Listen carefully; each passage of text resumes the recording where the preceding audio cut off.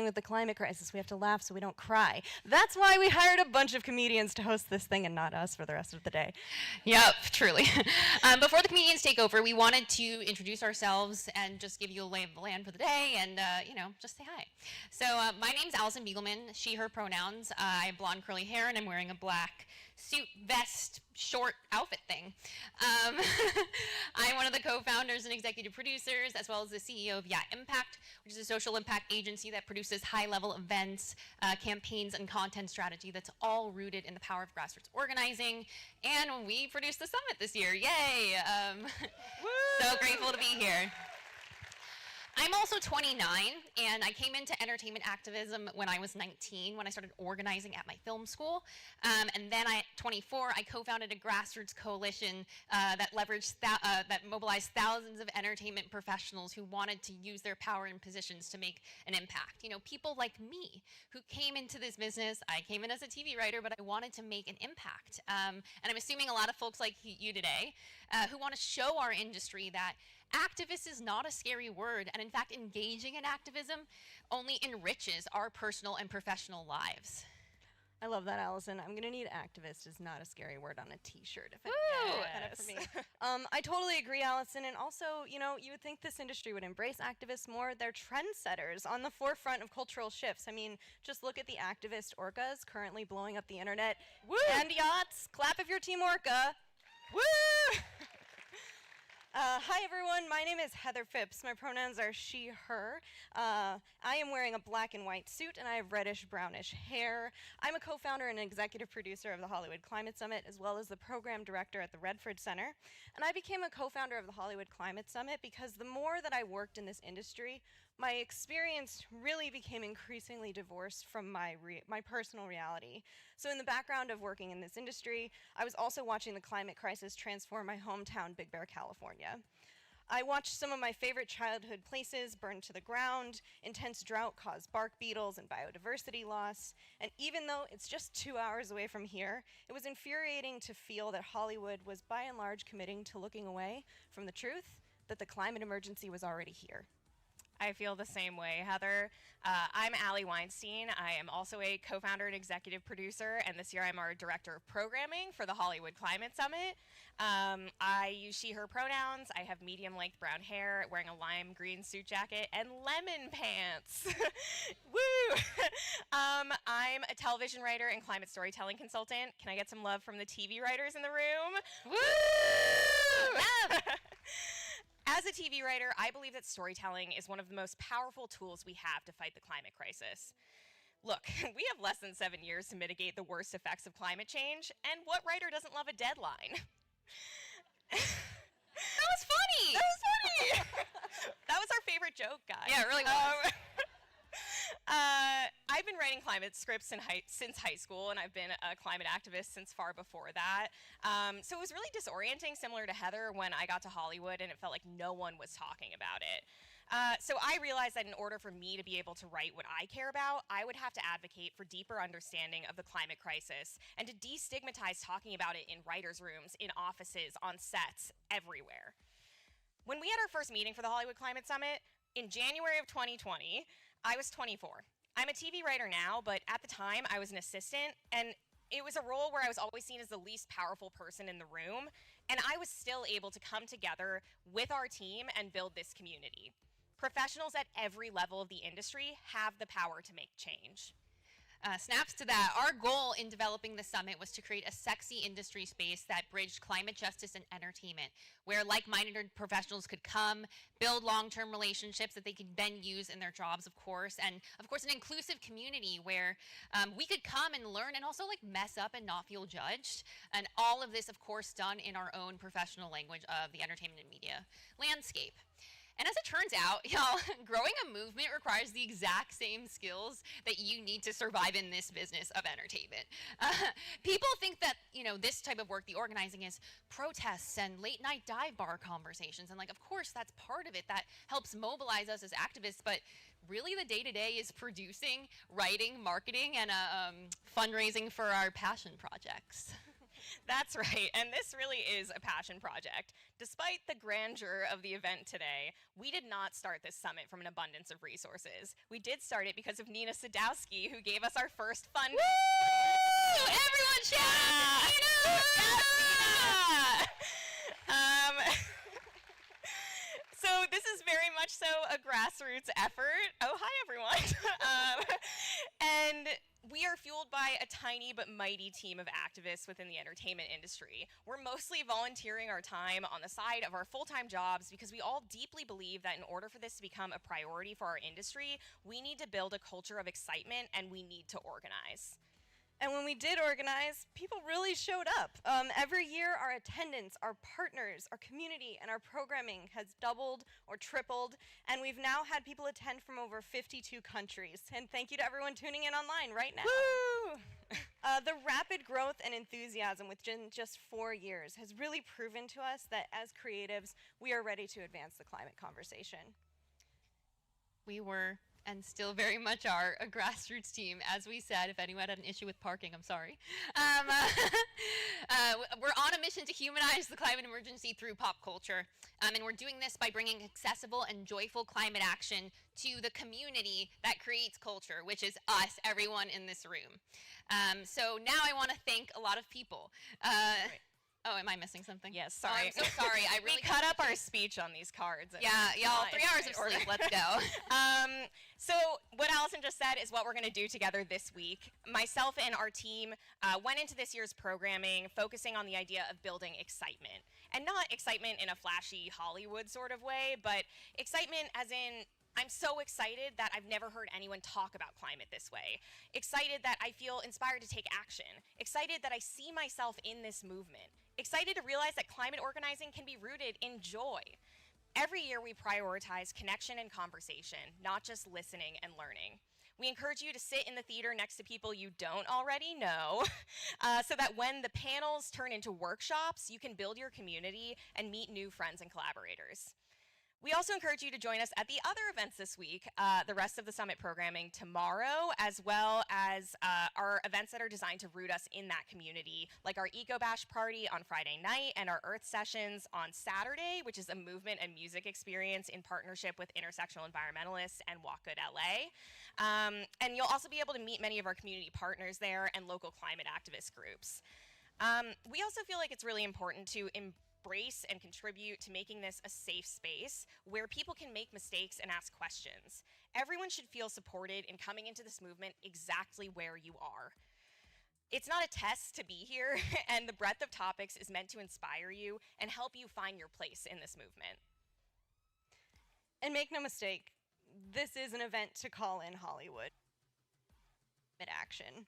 And that is only possible by making commitments and advancing the way we tell and create stories about the climate crisis to be more intersectional and inclusive. Movements come in waves. Thank you. Yes. Woo! Yes. Movements come in waves, and we know that we are standing here today on the shoulders of giants who have laid the foundation for us to be here as a community today where we are. We are here standing saying we can do more. Let's be excited by how much is possible when we do more. The Hollywood Climate Summit has become a platform to pass the mic to frontline activists, pilot workshops and think tanks, unveil important research, showcase innovation, and create direct support systems for climate stories to make it to the mainstream. Our vision is to grow into the South by Southwest of climate media, a conference and marketplace that brings in music, gaming, technology, advertising, and other media sectors. But we cannot build that vision alone. And every ounce of support from our sponsors, partners, and community makes so much more possible than we could ever do on our own. And with that said, we would like to wholeheartedly thank the Academy of Motion Picture Arts and Sciences for presenting this summit in partnership with us. This incredible theater and platform has elevated the work of not just us, but our foundational community partners, including Indigenous and environmental justice activist groups, sustainability professionals leading the way in our industry, and some of the most powerful thought leaders of our time who just need a louder microphone. You are truly passing the mic passing the mic, so thank you to the Academy. This is such an important example of how Hollywood can and should be elevating the climate movement by sharing power and resources with the grassroots communities doing the work. Yes. Yes. Now, thank you to everyone that helped us get here today.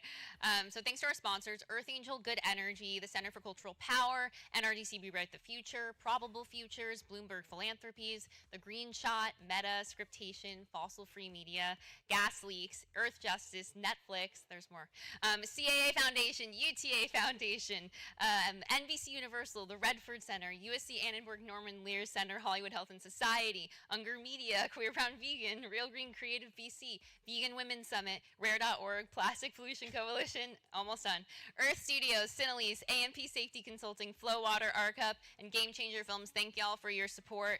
And also, thank you to our incredible food and beverage sponsors. Like, they all came in and they were like, we're going to help you out. So they did. So you're eating Sugar Taco today, and tomorrow you're eating Plant Butcher. Everything is vegan. And you can learn more about all of our vendors through our website, and we're just really, really appreciative of their support. We also, yes, they're incredible. They are what made this happen. Also, who made this happen, members of our advisory board, especially Samuel Ruman, Nina Sadowski, Adam Umhofer, Chris Tucker, Jonathan Unger, Melissa Cohen, I wrote it sideways, guys, sorry, Julie Scholes, Chanel English, and Ben Rowan. And we have to thank a huge, huge, huge thanks to our entire production team at the Hollywood Climate Summit. Sierra, Lauren, Anissa, Breeza, Trina, Ariel, Sarah, Caroline, Taya, Gavin, Alice, and many more, as well as this whole production team at the Academy. We could not have done it without you. That's right, and let's end this with a little bit of a community moment here. We would like to acknowledge everyone who has helped us grow this summit. Please wave, stand, shout out, whatever way is best to make yourself visible to this crowd. If you have currently or have worked on the summit this year or in prior years, please wave and shout. We love you. Yay! Woo, get loud! Get loud! If you're on our advisory board, please wave, shout, say hello. Woo! Yeah, thank you for coming! If you've been a speaker or you have been a speaker in the past, please make yourself known. We love you.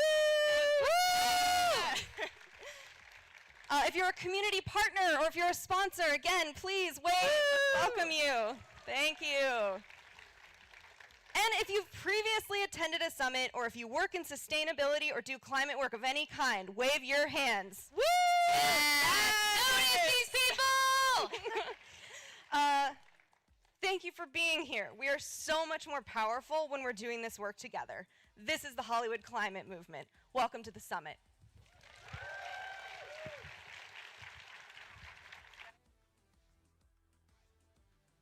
I'm back. On behalf of my company, Yampac, we're excited to sponsor this morning's keynote conversation featuring incredible entertainment changemakers who are ready to jump into the Hollywood climate movement.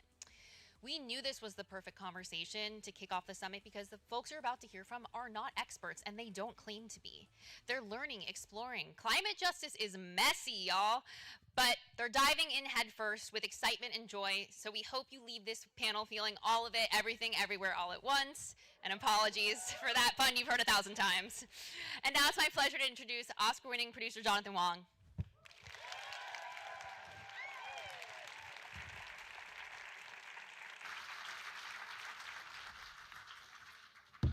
Good morning. I procrastinated and I didn't get my slides in time, so the Academy said we have rigid rules for qualification, obviously, so they're not letting me put it up here on the screen, so we're going to have to use our imaginations. I'm going to open this up here and then we can get started, but I'm so excited to be here with you all, and if you can indulge me in something that Daniels and I do on every single one of our sets, we always like to get together as a group in the morning, and we like to do something that kind of strips away our egos, gets us united, and lets us have some fun. Is there anybody named Daniel here that can help me out with this warm-up? What do you think? You can do it from your chair over there?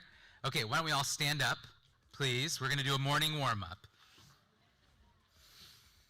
So this is the Chinese grandma workout, okay? So we're going to start Everyone get your left arm out, and you're just going to do a little slap down here, okay? Get the blood flowing over here.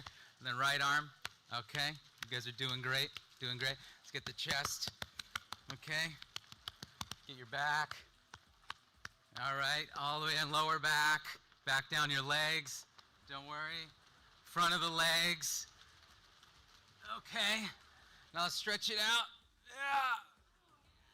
Great job. How do you feel? Have a seat.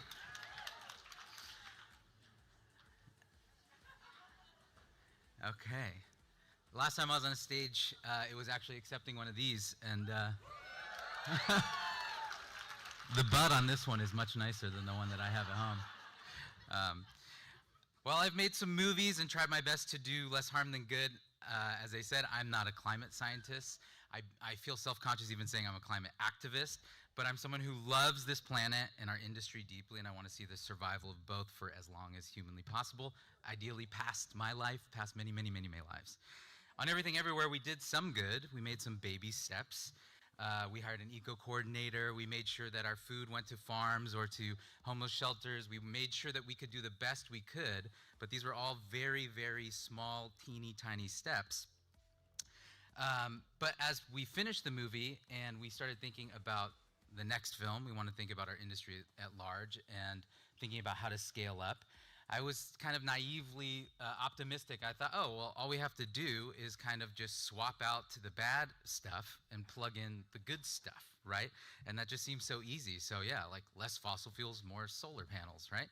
But the problem is that there's so much more at stake, and that green growth is actually kind of not possible. And I will explain what I mean by that, because there's these drivers that are inside of all of us that make it impossible for just a clean swap. So while you guys might all think I'm here to just go rah rah, yay Hollywood, we're so great, I actually just want to give us some key frameworks for us to be able to talk about this as we are looking at some of the problems and the solutions that are facing us. So there would be visuals here that are beautiful, that I've spent so much time on. So just imagine, it says 2 key frames. First one is Jevons paradox, and second one is externalities. And you guys are probably thinking, we didn't sign up to be in class this morning, but welcome. So what is Jevons paradox? Well, there was a guy named William Stanley Jevons, who was an economist, who wrote about energy consumption at the time of coal and steam engines, and he made a bold prediction.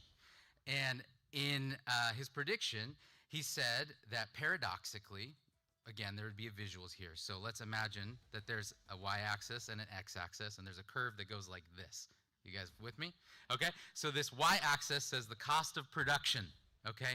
It goes like this. And then this is the demand for a product, and it goes like this. And so paradoxically, as efficiencies and the cost of production go down, you would think, oh, well, you would need less. But we actually see we consume more, right? So if you take, for example, a car, generally speaking, as the cost of fuel goes down, whether that's through an electric vehicle or through gas, we're seeing that people drive more, okay? So think about a film-specific example. Think about the film camera, all right? We had something that was very inefficient. We'd have to change out reels, we'd have to process the film, we'd have to have all this stuff, and then we swapped in, boom, digital cameras, amazing, right? Well, did our time on set, did our takes go down, or did we actually consume more? We consumed way more. We take after take after take. Our sets are 12, 16, 18, 24 hours. So we have not saved money and time, we've actually spent more. Again, beautiful, beautiful slides I have here. Did you guys enjoy it? So it leads us to a question, though. Isn't an increased desire for clean, renewable energy a good thing? In other words, as efficiency grows for renewable and alternative energies, doesn't Jevons paradox help us make us want more of this clean, good energy? Well, no. Why is that? Well, it's because the way that our green energy works right now is this just stacked on top of all the other energy. I'm going to do something here that is probably going to be the most lo-fi, terrible thing, but is there a camera here? You can see here, this is what we would say other renewables, modern biofuels, solar, wind, hydropower, nuclear, right? Beautiful. But you stack all that on top of this thing, in the back, I'm really sorry. But that little section is just right here, okay? So this says from 1800s, 1900s, 1950s to 2021. So you see, paradoxically, as we get efficiencies in fuel, we just stack and stack and stack. We're not replacing anything. So this should be terrifying to all of us, because all this green energy that we're thinking, oh, let's put some solar power panels on our sets, it's not going to do anything unless we address some core issues. All right? Is everyone bummed out yet? All right, let me get back to my notes here.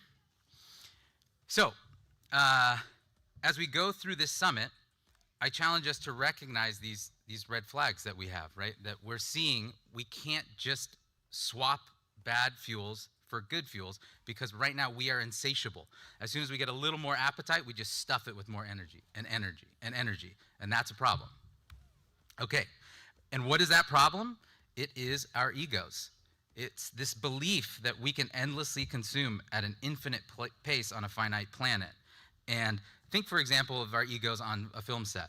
We see someone who has a trailer. Well, if they have a trailer, I want a trailer. Oh, an actor. Oh, actually, they have 2 trailers? Well, I need 4 trailers because I'm more famous than them, right? That is a problem that we can't just say, well, let's put some solar panels on those trailers. We have to address the core issue of our ego before we're able to move on and do anything good.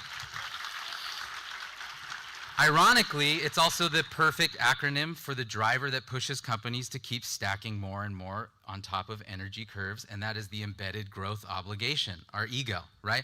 And we can say, oh, look at these terrible companies who do that, but we have to ask ourselves, do we put these embedded growth obligations on ourselves? Are we over-leveraging, getting too big of loans so that we constantly have to be making more and more and more?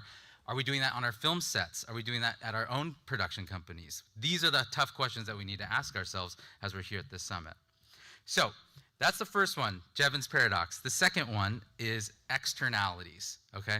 What is an externality? Well, a stuffy definition of externalities is that it's a consequence of an industrial activity that affects other parties without it being reflected in the cost of goods or services involved. Don't worry, I'll say it again. In other words, it's when we put costs onto the planet, onto the people around us, onto the animals around us, without factoring it into our balance sheet. So for film, let's think about the environmental and ecological impact of sound, lights, crew, waste on set, right? We want to do a wide night exterior and we blast 10, 20 Ks. What does that do to the bugs that are on set? It actually destroys bug life. The loud sounds on set, it scares away animals, right? These might seem like small things, but they have high impact.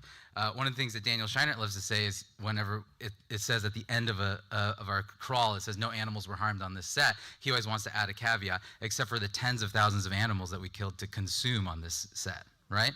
So the other thing, yeah, don't worry, don't clap for Daniel Scheinert, he gets it enough. The carbon emitted from generators, trucks, trailers, who's paying for that? Is that in your budget on a movie set? Is that on my budget? No, we put it onto the planet. They're footing the bill on that. And then here's one that's particularly important to Daniel's and I is the psychological impact on child actors and overworked crew. Who's paying for that? Is it you? Is it in your budget? Are you paying for their therapy? No, they have to pay for it themselves. We've externalized that cost onto something else, right? So putting these two frameworks together, if we don't see that Jevons paradox is driving us to consume more and more and more, we will be trying to solve problems with an incomplete tool set, and that will create externalities. And who's left footing the bill? Our planet. So while I'm short on time, I know I gotta go, I just want to reiterate how excited I am for this summit, and I don't want to leave us with information alone, I also want to leave us with some optimism. I had to laugh when I saw that they named our section We're All In, why you should be excited about the Hollywood climate movement, and I was like, uh-oh, I'm really gonna bum everyone out with this Jevons paradox and externalities shit. But it is exciting, right? It is very exciting. It's exciting because if we understand the core drivers and we are aligned in our values, we are able to link arms around these issues and work towards real solutions. Yet, there's gonna be constraints. But the beauty is that constraints lead to creativity, And this room is full of creative energy that can help us name and solve that problem. So yes, I wouldn't be all in for the delusional virtue signaling that makes us think we can keep growing and growing endlessly by swapping out one energy for another, but I am all in for being the change we want to see in our industry. We have the opportunity to actually work together to be that shining beacon on the hill, to be the industry that was able to degrow and work within our planetary boundaries. We can invent solutions that don't externalize harm or deny the core drivers, putting us in this predicament. And this is what I'm all in for. With that, please welcome one of the pioneers of the sustainable filmmaking movement, founder and CEO of Earth Angel, and advisory board member of the Hollywood Climate Summit, Emily O'Brien.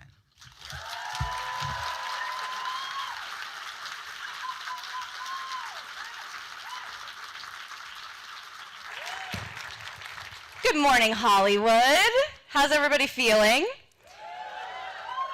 Thank you, Jonathan, so much for teeing up this conversation. I particularly enjoyed that grandma exercise, really needed that. Welcome, everyone, to the first panel of the 4th Annual Hollywood Climate Summit.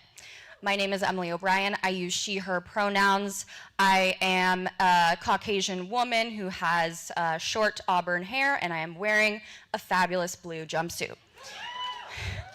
So on today's panel, on this session, we're going to be talking about one of my favorite topics, which is the intersection of creativity and sustainability. And we'll be talking with some of Hollywood's hottest creatives on their impactful work in this space. So without further ado, it is my honor to introduce Emmy Award-winning actor, writer, producer, and creator Quinta Brunson and Oscar Award-winning writer-directors Daniel Kwan and Daniel Scheinert.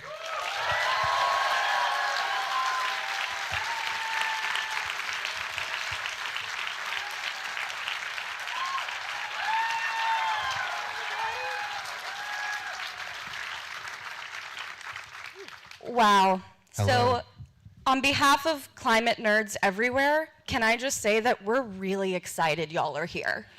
We are very happy to be here.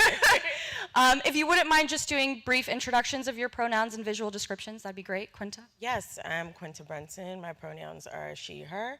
I'm wearing a crochet, colorful 1-2-piece set. A lot of people think Which it's is a dress, fantastic, by the way. Thank you It's very amazing. much. It's actually pants and a top, shorts and a top. Is that it? Yeah? great. Yeah. Hi, I'm Daniel Scheinert. I use he, him pronouns, and I look like a bald hipster college professor right now. He does.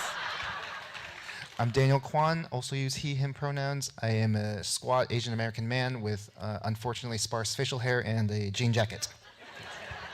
Fabulous. Thank you so much. So we're at the Hollywood Climate Summit, where I think it's fair to say that we're all here as concerned citizens about the climate crisis.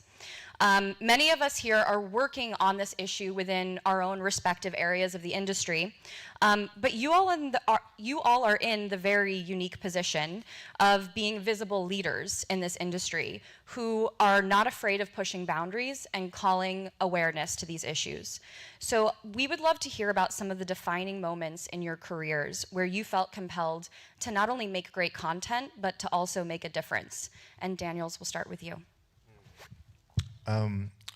I remember exactly what happened is we came out of college right at the YouTube, right when YouTube was starting, and everyone was subconsciously, unconsciously chasing algorithms. Like, no one had the word for it back then, but it was all about like what was sensational, what would get clicks, and everyone was hiring us to be like, can you guys make a viral thing?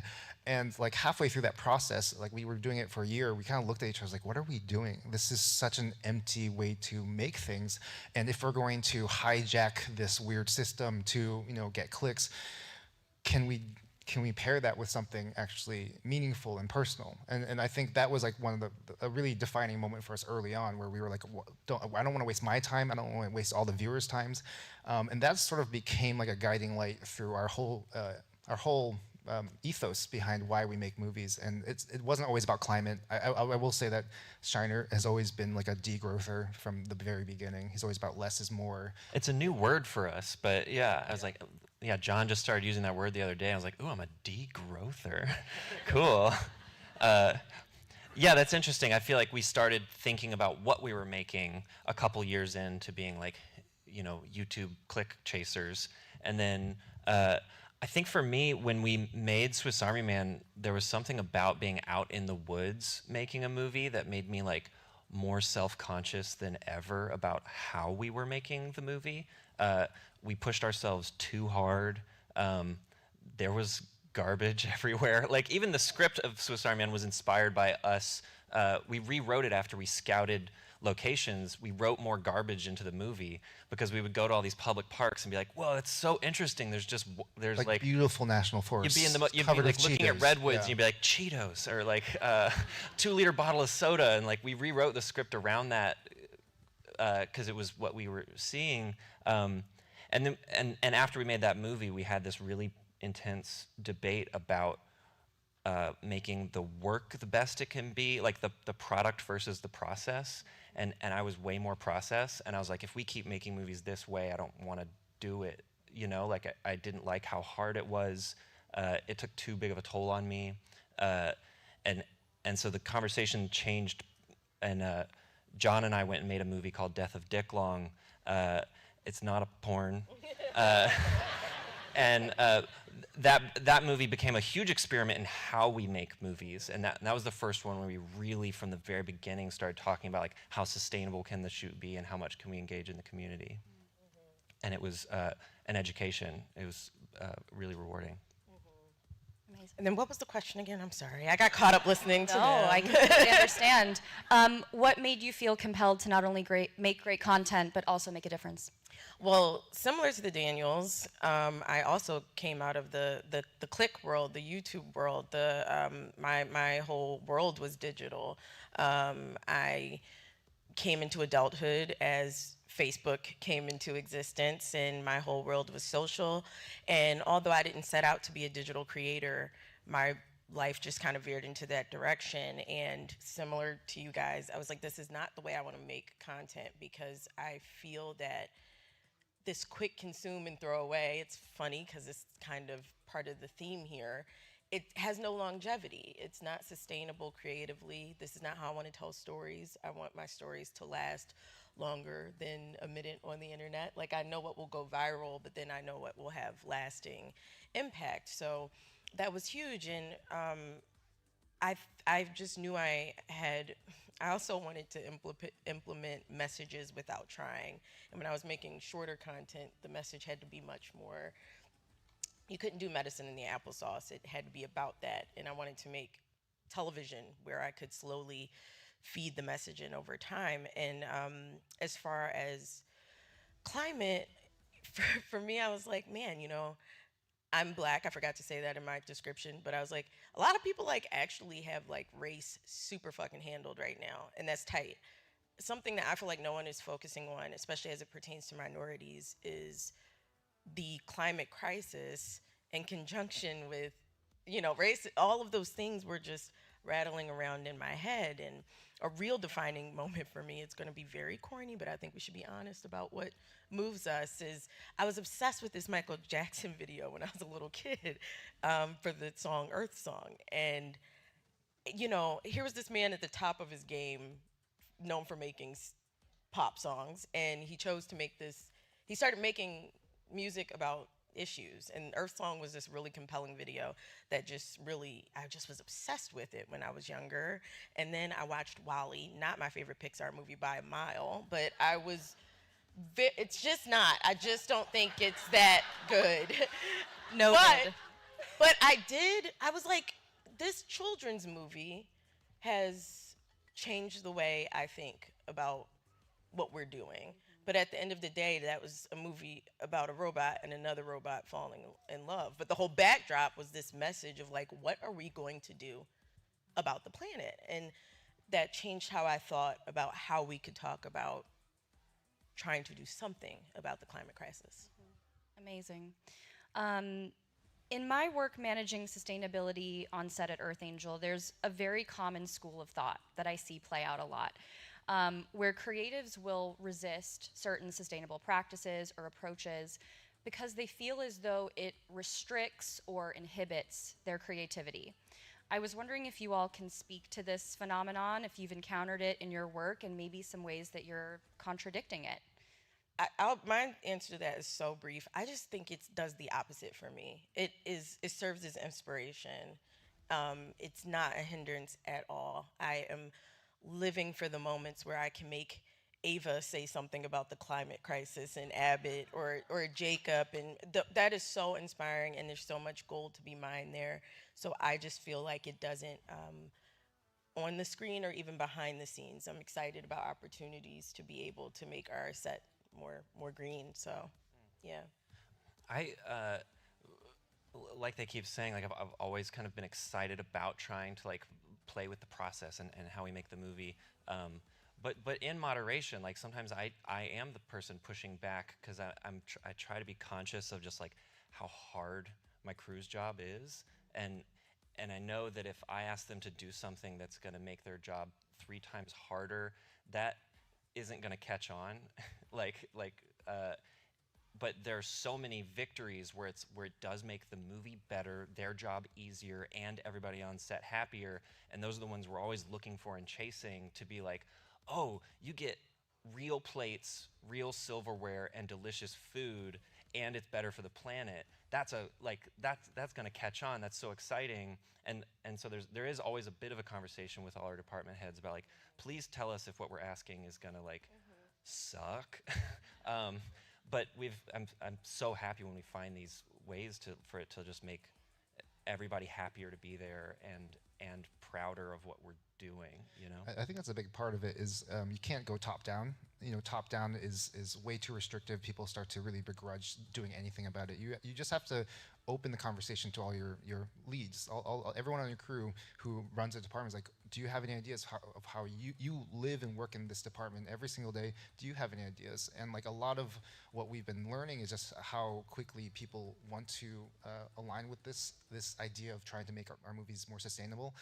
I just realized like 2 days ago that our Matt Ardeen, our gaffer, who's this brilliant gaffer that we've been working with for over 10 years, has actually worked with you guys on an Apple project, and he's now working intensely on trying to figure out the problem of moving our generators from diesel gas to electric. I'm like, that's amazing. That's our friend who's doing that, and it's such a beautiful thing to realize that this emergent strategy of people chasing their passions and empowering the people below you, like it's been a really big part of our set. And one of the things I'll just finish this thought off with is that dichotomy of sustainability and humanity versus perfection or creative excellence that's a false dichotomy. It's a full circle, and you have to find find the synergy in that contradiction.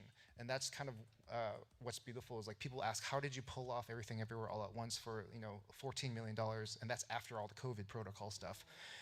And it's because we synergized. We found a way to not only treat our crews better and treat ourselves better, but then empower them in a way where they could use that healing and that fulfilling, re-energizing work and putting it back into the project. And so suddenly, technically on paper, we don't have much money, but we get so much passion equity, sweat equity, and like I said, when you treat your people right, they will give it back to you, 3 or 4 times more. So it's a really important thing to realize that these are not in conflict with each other. They're actually connected if you just go far enough. Yeah, I definitely agree with that. And on a TV set, it's a little bit different because we I don't know, we form a different day to day, but having that be a part of the conversation with department heads, with, what do you guys need?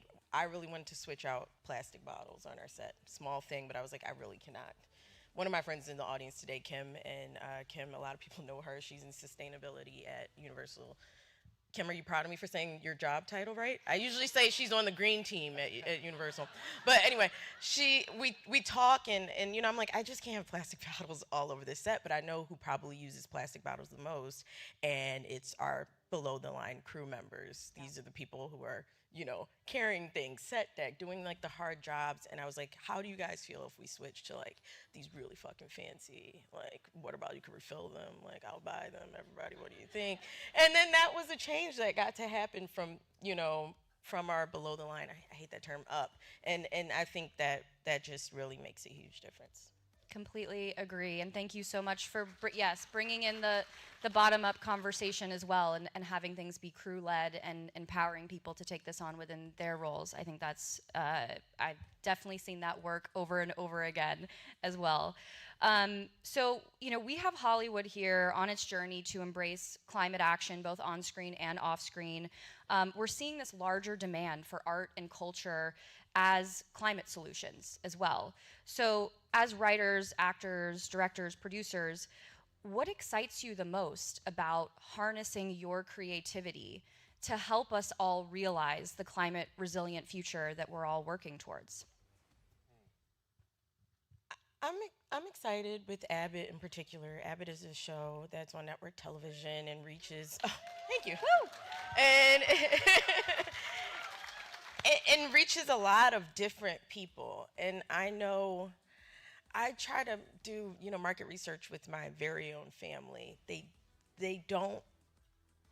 Being beat over the head with the message will make them turn the TV off, and that's just the way it is. You know what I mean? I wish that wasn't the case, but it's the truth. I get so excited to find ways to sneak in all of my thoughts. The second episode of the last season of Abbott starts with, look how hot it is. We don't even have the infrastructure in this school to support how hot it is outside. In the pilot of Abbott, it's Ava who says, "Why is it January and hotter than the devil's booty hole?" Excuse me, in this booty hole, and I just and that's the fun in it though, to have Ava point it out so that my mom has a nice chuckle, but then goes, "Why is it February or January and hotter than the devil's booty hole? Let me look that up." I know it seems so stupid, but I think that's really necessary for people who otherwise would not really be interested in looking into the climate. It doesn't seem like the biggest deal on Earth right now, especially with all the stuff going on. People are so fast to put off the climate crisis. But if you tell them it is actually a part of your community, it's a part of, why food isn't growing. We got to mention food deserts on an episode, and a lot of people didn't even know what that was. But all of that is connected. So if you can pique people's interest, I just think it's really powerful, and it creatively excites me. Absolutely. If I can just piggyback onto what you were just saying with that, Quinta, because I think you're absolutely right. Abbott's so successful at integrating the subtle, social commentaries and so forth. What's that like, being in the writer's room and having the discussions around, how are we going to incorporate this social justice, climate justice issue in a comedic way? That's interesting. I mean, it once again starts from the ground up. When I even hired the writers, it was important to me that these things were important to these people. The reason why is because we actually don't even talk about it in the room that much. It naturally comes out because all of us are concerned with these things already. And I just want to focus on making a funny show about teachers. And I want to trust that our beliefs and our pens will carry our messages. And there are some times when I get scripts, and by the time a writer gets a script, it's outlined pretty darn well. But I love when a writer hands a script into me, and I can feel their passion about what they care about come through in one Barbara line, in one Jacob line. That kind of stuff is so powerful to me. And I think it's ultimately what's most powerful to the audience, is to feel who we are and what we care about, in the silliness, in the joke, Absolutely. I feel like the thing that gets me really excited right now, mostly because it's becoming true in my own life, is I think this is a moment in which our industry can remind ourselves of how powerful stories actually are. This is something I doubted for most of my life, and especially working in this industry, I'm like, most people just want to be entertained, and that's fine. Or that's the kind of stuff that your brain starts to go through. And I think Stephanie Shu calls it the corporate bug. There's a corporate bug that infects you the longer you're in here, where you start to get less and less ambitious, and you start to forget the power of what stories are actually able to do. And we've been in the room with a lot of people who have a lot of power, political power, and tech power, and these people, you talk to them, and I get so excited. I'm like, great, you guys are going to help us change the world, right? And they are looking right back at us and say, are you going to help us change the world? And like these kind of conversations are incredibly sobering because it makes me realize, there is no Calvary. We are the Calvary. We have to save ourselves. And I just want to remind people that systems are really strong, and stories are like throwing rocks at a wall, right? It feels like that sometimes. But you have to remember that systems are fossilized stories. They are the codified stories of our past, the stories that we told ourselves about, endless growth markets and, all these things that have really broken down are no longer serving us. And we have to be building these stories that will one day become the systems of the future.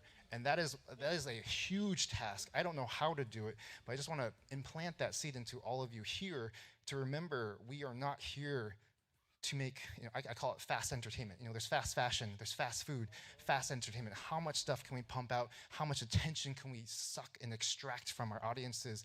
No, we have to be really precise with what we're doing. Obviously, there's a lot of room for experimentation and play or whatever, but I do think we have to be really intentional about the stories we tell, even if it's like not directly like what you do so well with that is you are able to sneak in all these vegetables which just feel like the candy. It doesn't, like, none of it actually feels like vegetables, which I think is like there's so many different ways into this big prompt I'm giving you all, which is how can we really reimagine the systems that we're in? Yeah, because he just, you just reminded me of something I wanted to say earlier, which is like, I was fortunate enough to learn that on a mockumentary, your days are cut in half, right? We do not film as long as most television shows. There are some days when we're out of there by 12 o'clock before lunch.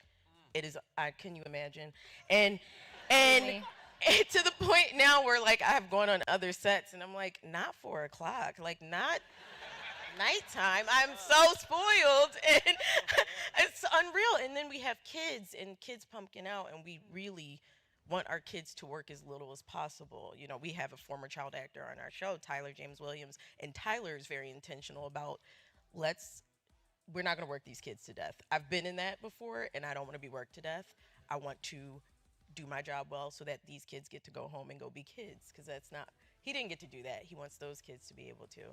And all I can think now is, no matter what, when I create another show or whatever, I don't care. I will try to have these work hours, because those work hours make people happier. They cut down on energy use. they make our kids, get to have a life. And I don't care, like, what I do next. I get it. They could tell me, sorry, we need 24 hours to shoot this. I'm going to be like, can we try to do it in 18? What is the reason that we need to be here this long? Is it, like he was saying, our egos? Or can we go home? Can we go home and it'll still be good? Because, Abbott's still a good show, and we go home at 2 o'clock sometimes. So it is possible. You know what I mean? Absolutely. Daniel Shiner, do you want to add to that? I just love what they're saying.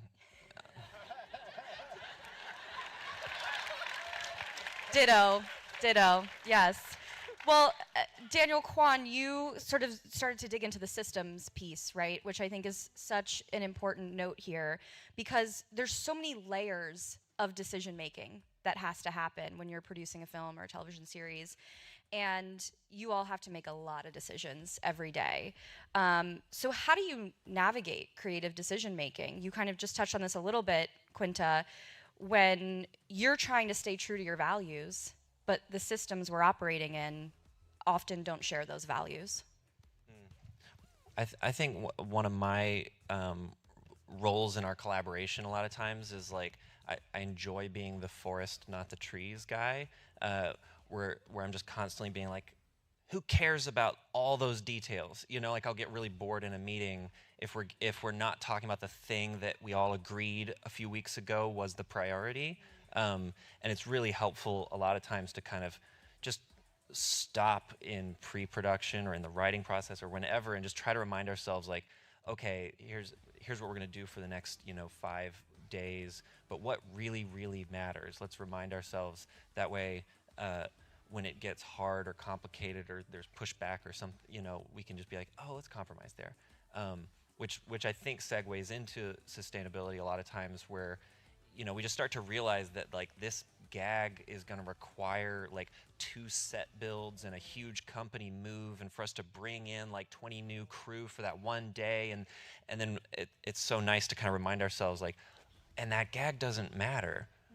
Let's just rewrite it, or let's change that, because it's not worth torturing ourselves or wasting hours and hours of our time if we agreed a few weeks ago that the point of this scene isn't that, So, with the action scenes on Everything Everywhere, we were constantly rewriting and pivoting and changing to try to make it not, require those kinds of like Right.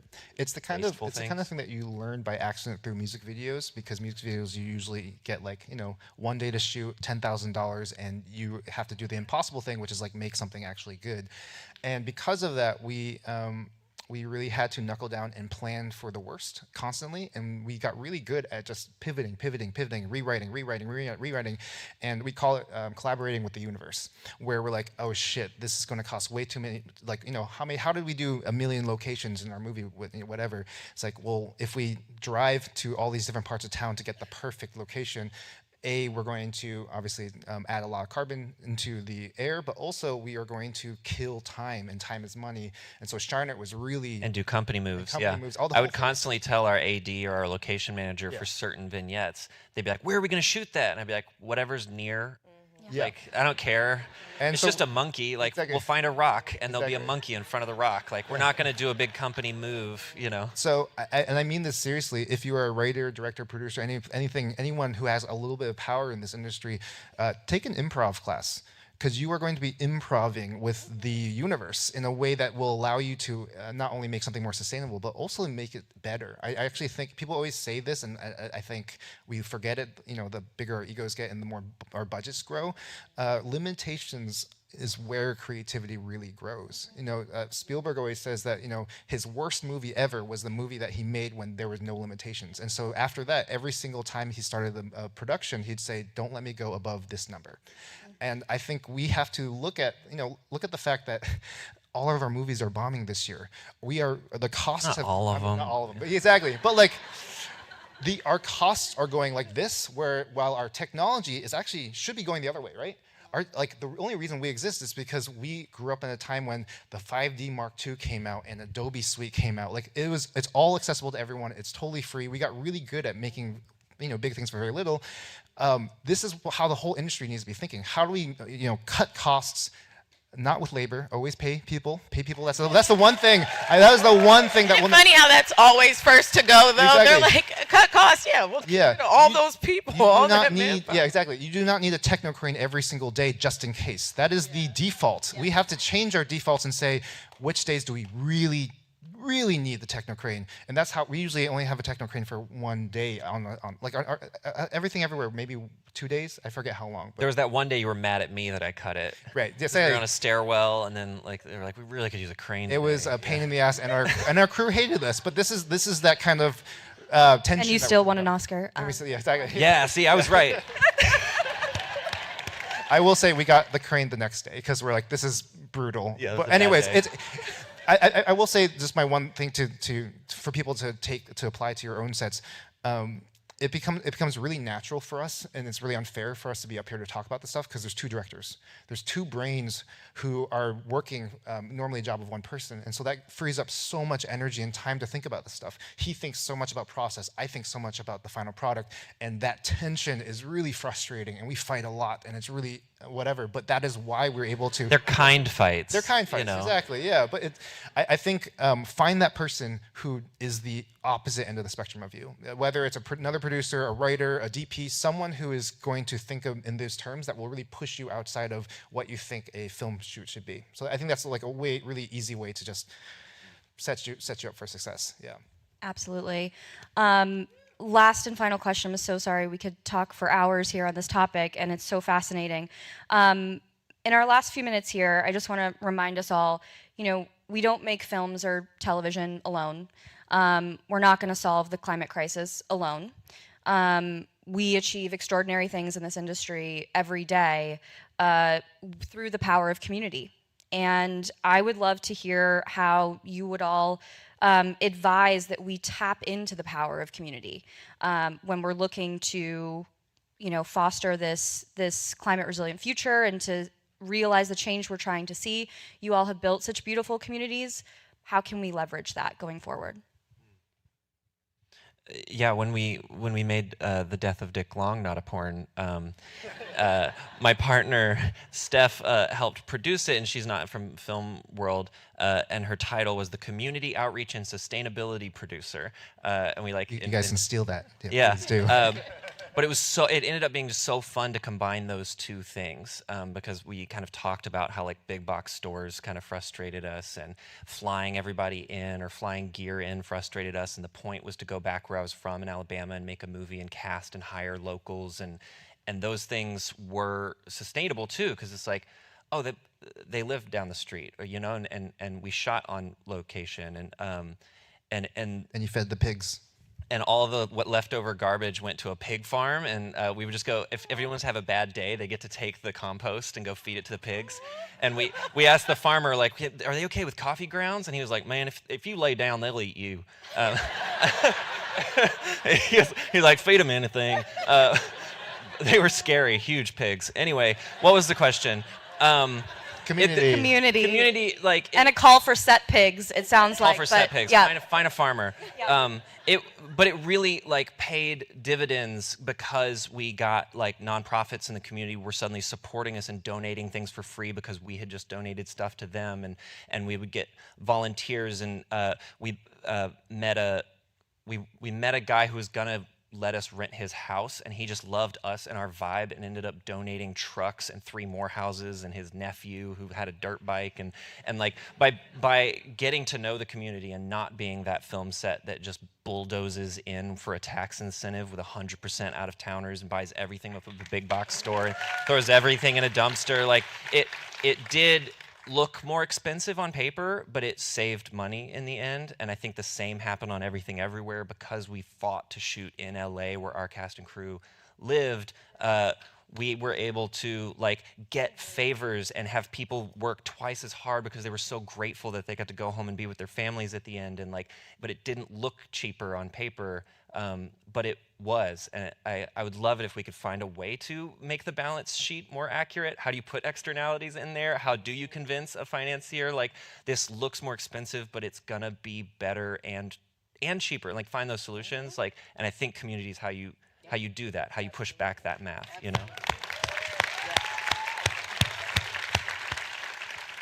Amazing. I wish I could remember the name of his farm and plug it right now. I think that community is so, I think if you're just seeking to do better, you really should not push down that feeling, because that feeling is going to lead you to the people that you need to be around. And I think that's just true from inception. From Abbott, I'll just use as the most recent example, but I knew I had a specific vision and I knew I wanted certain people to be a part of it. And it wasn't just about actors or writers or crew members. It's like people who I think are going to believe in the same things I believe in, and I know that they have the same things in mind. And creating an environment, a community where you don't have to yell at other people, or you don't have to constantly be trying to prove yourself. I think that's important too for any. This is big, but this is still a minority concern to the rest of the world, and I think that way about being Black, about friends I have that are queer, like about making my environment, my show friendly to anyone who comes in. I don't want someone to come to my show in a wheelchair and say, hey, I cannot get up the steps to get to the studio front, and then to be met with, well, figure it out. Like that's not creating a community. I want someone to come and we're already like, what can we get? Let's make sure we have a ramp for this person, so they don't even have to say it. We just have the tools that they need, and I think that's why real community is important. And if you seek to do better, like better will come to you. I know that's all cosmic bullshit, but I do feel that way because even with these guys, I keep running into them. We cannot get rid of each other, and I think it's just because we are creators who like seek just a little bit to do better, and we keep finding ourselves at dinners and here and around each other. And that's the beauty of community, is the people will start to find you, and you'll find the people you need. Even when it came to Abbott, Abbott is low budget. It's one of the most affordable shows at Warner Brothers. And that came from a community of people. I'm not going to put anyone's business out there, but some people believed in, what was being done so much. They took pay cuts, like huge pay cuts, because they were like, I just want to be here, and I want to be a part of doing something that's better than what I was a part of before, or that I think will help change the systems. I forgot to make that connection with what I was saying before. The reason why when I go to another set and I'm going to be like, can we do this in less time, is because I think that's how you change the system. Yeah. Like, Abbott can't exist in a vacuum. Yeah. I have to take the things that I'm implementing and learning here and bring them to the next place I go, to the next project I go to. I have to listen to people. There was, we had a student who was hard of hearing, and that was a lesson I learned of, like, we should have had a consultant here. But things move so fast. But I could just say, well, things move so fast, so that's unrealistic. No, I have to hear the concerns of the people I'm working with and make sure I have a consultant moving forward for someone who's hard of hearing. And that's how you change a system, is saying, well, that'll be the case on every set I have moving forward. So it's just important to actually listen, learn, and have real community. One sentence, I know we're almost done. One sentence. I once read on, I think, one of your Instagram posts from an activist, one of the climate movement's best shots of actually making systemic change is through community and linking potentially with the labor movement. And so right now, the labor movement is activated and they are connected. Every day, the writers are hanging out for the first time. Most of them never do that. And it's really energizing, and I just want to kind of remember nothing is isolated. Like what John says, in order for us to avoid externalities, we have to be thinking about climate and gender and race and labor, and all of it is connected, and that is actually how we're going to get out of this. And so if you are involved with labor, know that you're part of this as well. And also I do, if you are high up in the labor movement, really start pushing even harder for this, because it's not just our industry. Like, how can we connect to the teachers' labor movement, Starbucks, Amazon, all of these? This is one of the most powerful built-in bottom-up kind of communities that our country has to offer. So this is a really important time for labor and climate and everything, Yeah. So well said. So well said. Thank you. Thank you so much for sharing with us today. This has been such an inspiring conversation. It's been such a privilege, and I beg you to keep making beautiful art that changes the world. And the last thing I'll leave everyone with today is just remember that creativity is an infinite resource, and fossil fuels are not, my friends. So thank you so much. I didn't get to plug Earth Angels. This event. Thank you. Look up Earth Angels. They've got a plan for every department. That's why we're here, is because they're cool.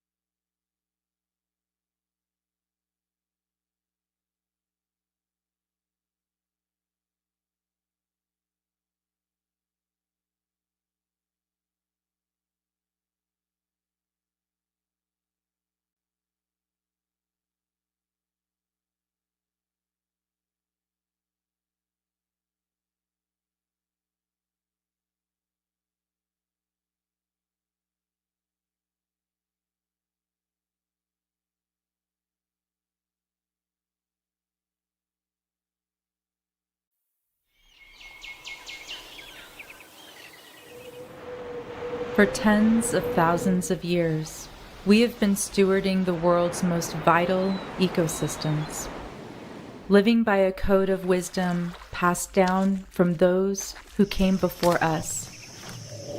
We believe